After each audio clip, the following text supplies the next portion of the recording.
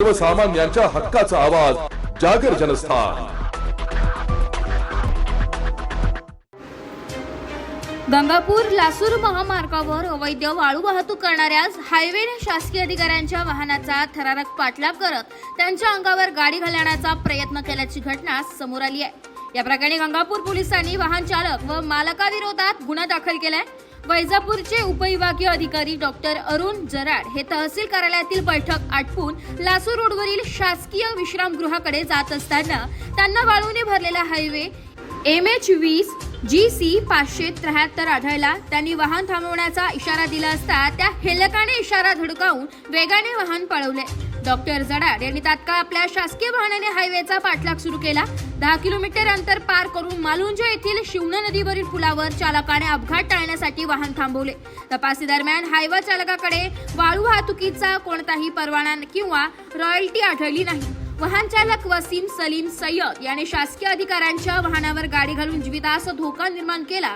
तसेच हायवेमधील मनोज कडूबाळ जगदाळे हा त्याला गाडी न थांबवण्याचे आणि धावत्या वाहनावर अधिकाऱ्यांच्या गाडीवर घालण्याचे इशारे देत होता।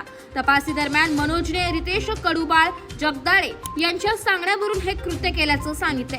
गंगापूर पोलिसांनी या प्रकरणी वाहन चालक व मालकाविरोधात सरकारी कामात अडथळा निर्माण करणे, जीवितास धोका निर्माण करणे आणि बेकायदेशीर वाळू वाहतूक याबाबत गुन्हा दाखल केलाय। या घटनेने गंगापूर तालुक्यातील वाळू तस्करांचे धाडस उघडकीस आले।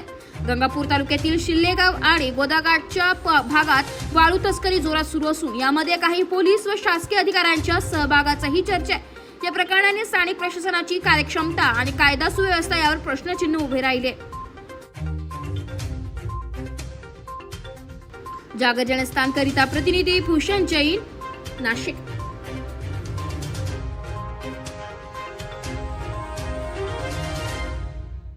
नाशिक महानगरपालिका सार्वजनिक आरोग्य विभागाच्या वतीने जाहीर निवेदन। शहरात वाढत्या तापमानामुळे उष्माघात अर्थात हीट स्ट्रोक होण्याची शक्यता नाकारता येत नाही। अशा वेळी उपचार न केल्यास डिहायड्रेशनमुळे मृत्यू ओढावू शकतो। म्हणूनच वाढत्या तापमानात फार वेळ कष्टाची कामे करणे टाळावे। उष्णता शोषून घेणारे काळ्या किंवा भडक रंगाचे कपडे वापरू नये। पाणी भरपूर प्यावे। बाहेर जाताना गॉगल्स, टोपी, छत्री इत्यादींचा वापर करावा। मळमळ, उलटी, थकवा येणे, ताप येणे अशी उष्माघाताची लक्षणे आढळल्यास त्वरित डॉक्टरांचा सल्ला घ्या। नाशिक महानगरपालिका नाशिकच्या वतीने जनहितार्थ प्रसारित।